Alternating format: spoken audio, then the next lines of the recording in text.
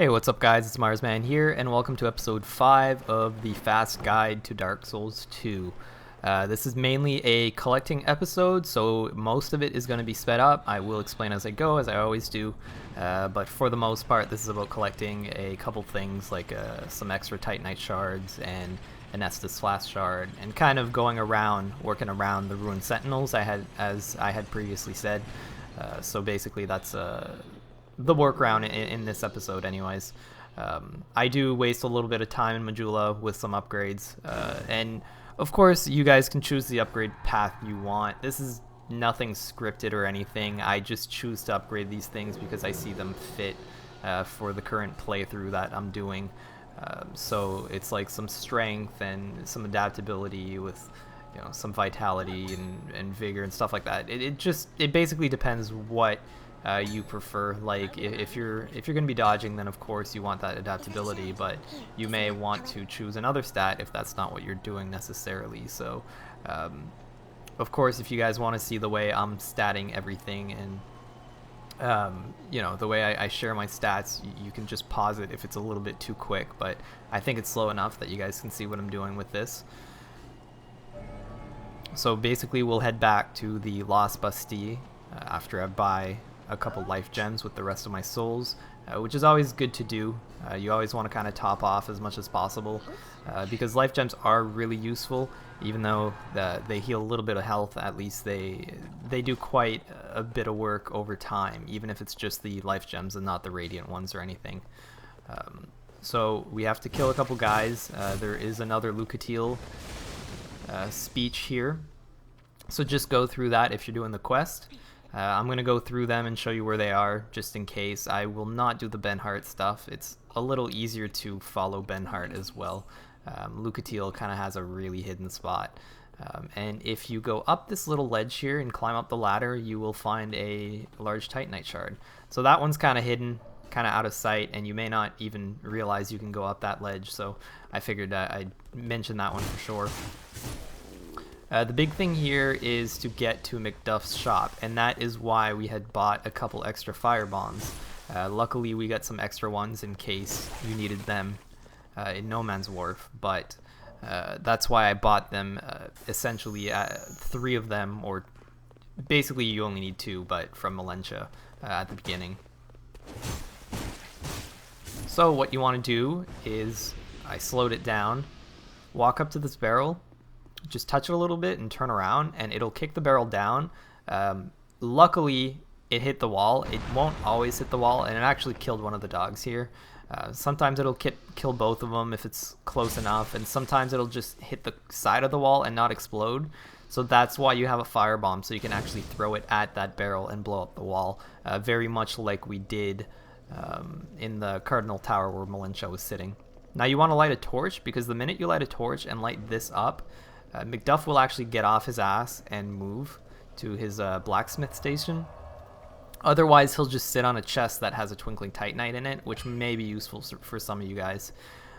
You can pick up 5 titanite shards here if you're deciding to go another... Oh, sorry. Yes, 2 large titanite shards, which is what we need, and then 5 titanite shards here, which if you decide to go with another weapon is kind of useful to start off, or if you want to do some armor or whatever you want, you can use those, and his hammer and some twinkling titanite. The other chests have arrows in them, which I didn't find useful to pick up at all.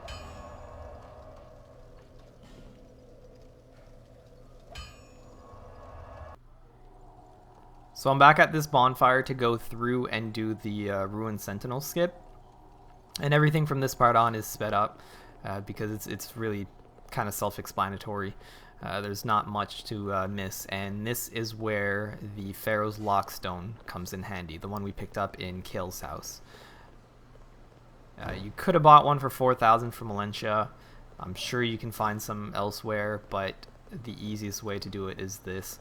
We are going to go pick up our 3rd large Titanite shard, and we are going to pick up an Estus Flask before we go the route we're supposed to go. So if you just go behind here, which is pretty much beside Macduff's shop, there is a chest with both those items in it. So very useful. It's one of the Estus Flask shards I miss all the time. I just while playing through, I kind of just miss it. And I'm going to get the Alluring Skull because that will come useful later as well. Not a necessity, but it's kind of nice to have and not very difficult to get. So it will possibly save me from a death once in a while. Not all the time, but especially since I'm playing naked and I'm taking a lot of damage, it's really nice to have. So just kill these dogs. Really simple. Do not hit that rock. That's actually a trap. Very much like the rock in Majula where you get the Estus Flash Shard, this one is actually a trap. So if you want to fight 3 of these Royal Guards, then go ahead and hit it. They'll come up and basically you'll have to deal with 3 of them, which isn't much different than if you're doing the Ruined Sentinel route, but still a little bit of an annoyance anyways, and not needed in the slightest. There are lots of items in this room. You can go pick up the chests and do whatever you need with them if you're curious or whatever, but I just don't need any of them for this build, so I walk right past and don't open any of the chests. So as we go up here, this is about the part where you would be had you gone through the Ruined Sentinels and all that. You would get to this gate. If you go up those stairs, there is a bonfire, but you need a Fragrant Branch of Yore to get it. And there's also another merchant up there, which you use the Fragrant Branch of Yore for. So might be useful later on, but exactly the build that I'm doing, I'm not going to need him, so I don't bother with it. And now we're at Sinner's Rise, which I'm going to save all the Great Soul bosses for last, or not necessarily last, but I'm going to do them after. We got a little gargoyle here. I figured I'd want to show you guys. You might miss the cutscene with the gargoyle, but unfortunately these guys followed me, so I couldn't show it off as well as I wanted to. But the gargoyle kind of flies up to give you an indication, a little Easter egg that they are in the game. So I thought that was pretty cool.